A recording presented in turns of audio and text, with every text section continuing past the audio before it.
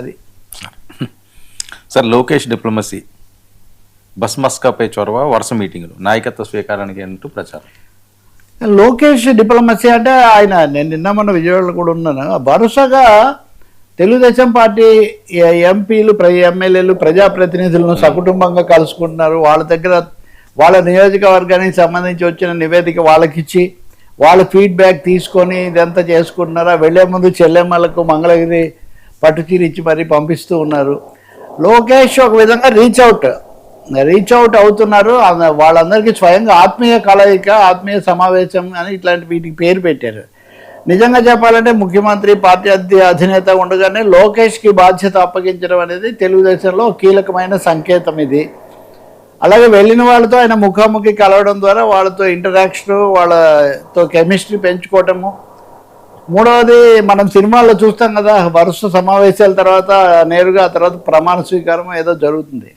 So మామూలు లోకేష్ అభిమానులైన వాళ్ళంతా అనుకుంటుంది ఏంటంటే ఇది ఉగాది నాటికి ప్రమాణ స్వీకారం చేస్తారు, ఉగాది ప్రమాణ స్వీకారం కోసం ఇది జరుగుతుంది. ఇదంతా చూస్తుంటే సినిమాలే ఉదాహరణకు, కాకపోతే కొంచెం నేపథ్యం వేరుగా ఉంటుంది. కానీ మీరు ఒక లీడర్ లాంటి సినిమా చూసినా, ఇంకొక మొన్న కూడా ఏదో సినిమా వచ్చింది చూసినా, వరుసగా ఇలా కలుసుకోవడం ద్వారా తన గురించిన ఇది పెంచుకోవడం అది జరుగుతుంటుంది. సో ఆయన భారీ ఎత్తున చేస్తున్నారు. రెండవది కొంతమంది ఫిర్యాదులు చేయడం, మీడియాలో అవి హైలైట్ అయిన తర్వాత వాటిని కొంచెం బ్యాలెన్స్ చేయడానికి తనైతే వాళ్ళకి చెప్పడానికి కూడా ఈ సమావేశాలు ఆయన ఉపయోగించుకుంటున్నాడు. మూడవది లోకేష్ పవన్ కళ్యాణ్ ఈ ఈక్వేషన్, ఈ చర్చ కూడా ఉంది కాబట్టి ఈ నేపథ్యంలో Lokesh is the most important point in the alliance కూటమి అని ఇది ఢిల్లీ పెద్దలు కూడా గుర్తించారు. వాళ్ళ మొగ్గు కూడా లోకేష్ వైపే వచ్చింది. సో ఇవన్నీ అయిన తర్వాత క్షేత్రస్థాయిలో కూడా రీచ్ అవుట్ పెంచుకునే ప్రయత్నంగా ఇది జరుగుతుంది అని అంటున్నారు. ఇక్కడ ఇంకా మూడవది అంటే నిజంగా ఉగాది అంటే కొంతమంది 2026 ఉగాది అని, కొంతమంది 2027. 2027 అయితే చాలా దూరం కాబట్టి అదేదో దగ్గరలోనే అటువంటి మార్పు ఏదో రూపంలో ఆయన టేక్ ఓవర్ చేయడానికి ఇది జరుగుతూ ఉంది అనే.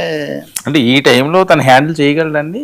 ఒక పక్క అమరావతి, పోలవరము, లేకపోతే పెట్టుబడులు, ఇవన్నీ ప్రభుత్వంలో మనం చాలా ఉన్నాయి కదా ఆ పనులు. కాబట్టి ఇప్పుడు అదే కదా మీరు కనుక ఈ మధ్య గమనిస్తే చంద్రబాబు నాయుడు ఎక్కువ భాగము క్వాంటమ్ వ్యాలీలు, బిల్ గేట్స్లు ఈ పనిలో ఆయన ఎక్కువగా ఉన్నారు.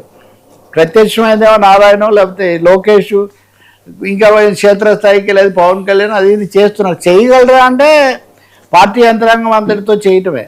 అంటే చెప్పే ఏమనాలి, కార్పొరేట్ శక్తులకైతే లోకేష్ చాలా అనుకూలంగా ఉన్నారు. కార్పొరేట్ మద్దతుదారులనండి, లేకపోతే వాళ్లకు కాస్త తోడుగా నిలబడిన వాళ్ళు, ఇంకా యంగ్ ఫోర్స్ వస్తే పోతుంది కదా, మార్చాలి కదా. అదేదో సమయం బాగా మీద పడిన తర్వాత మార్చడం కంటే ముందుగానే. చంద్రబాబు నాయుడు గారు మరి ఏంటి సెంట్రల్ వెళ్తారా? చంద్రబాబు సెంటర్కి వెళ్ళొచ్చు. అంతకుముందు మీలో కొంతమంది చాలామంది అంతకుముందు కథనాలు చెప్పారు కదా, రాష్ట్రపతి, ఉపరాష్ట్రపతి ఇట్లాంటివి కూడా జరిగాయి.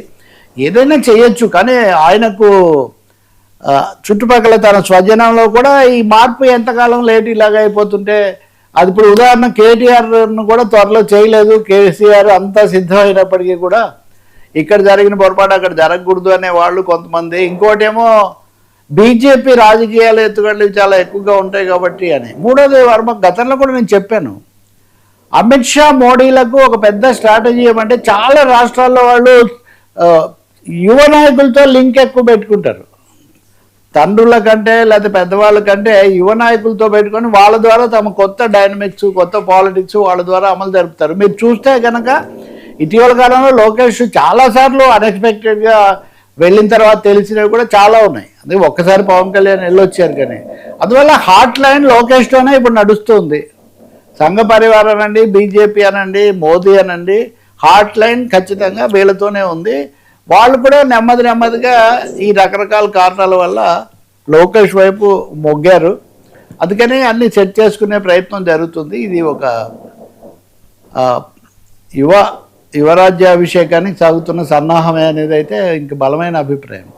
ఇప్పటికే అధికార యంత్రాంగంలో అందరిలో కూడా అది అక్కడ కలిశాక ఏదైనా చేయాలి తప్ప లేకపోతే లేదన్నది స్పష్టంగా వచ్చింది. మీరు చూస్తే అభినందనలు ఇవన్నింటిలో కూడా ఎప్పుడు చెప్పినా లోకేష్ కూడా చెప్పడం చాలా ఆనవాయితీలాగా కూడా మారిపోయింది. ఇప్పుడు ఆయన ఈ మధ్య ఎంతమందిని కలుసుకున్నారో, ఎన్ని ట్వీట్లు ఎన్ని ఫోటోలు పెట్టారో కూడా మీరు గమనించవచ్చు. ఈ పనులు మామూలుగా బాబు గారు చేస్తుండేవాళ్ళు. ఇప్పుడు లోకేష్ బాబు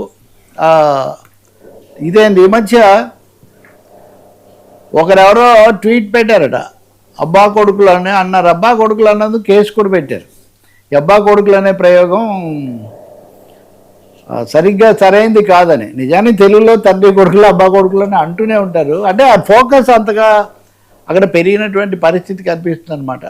చెప్పినా చెప్పకపోయినా ఇదిగో మీరు ఫోటో వేస్తున్నారు కదా, పవన్ ఫ్యాక్టరీ కూడా ఒకటి పని చేస్తుంది. లోకేష్ను పూర్తి దీంతో కనుక ప్రతిష్ఠించకపోతే మనం ఇదవుతాము అనే ఒక అంశం కూడా పనిచేస్తున్నట్టుగా ఉంది. ఇది ఒక ముఖ్యమైన అంశం. ఇంకా లాస్ట్ది బన్ మస్క్, దీని మీద చాలా చర్చలు చేశారు. లోకేష్కి ఇదంతా రావడంలో పవన్ కళ్యాణ్ సనాతనవాది చాలా పెంచుకోవటం, అది కూడా మనం మాట్లాడతాము. అది ఒక ఎత్తు అయితే, ఈయన కూడా మొన్న బడ్జెట్లో కూడా పయ్యావులు కేశవ్ ఈ సనాతనము, మోదీ గొప్పతనం ఇవన్నీ చాలా మాట్లాడుతున్నారు. శివరాత్రికి కూడా ఈరోజు సెలవు ఇచ్చారు. ఉదాహరణకు అక్కడ నిన్న రాత్రి జాగారం చేస్తుంటారు, ఈరోజు ఆఫీస్లోకి రావడం కష్టం. మామూలుగా గతంలో అంతగా ఉండేది కాదు. ఇది చాలా సందర్భాల్లో చాలా విషయాలుగా ఇదే మాట్లాడుతున్నారు. లోకేష్ కూడా ఆ విషయంలో చాలా యాక్టివ్గానే ఉన్నారు.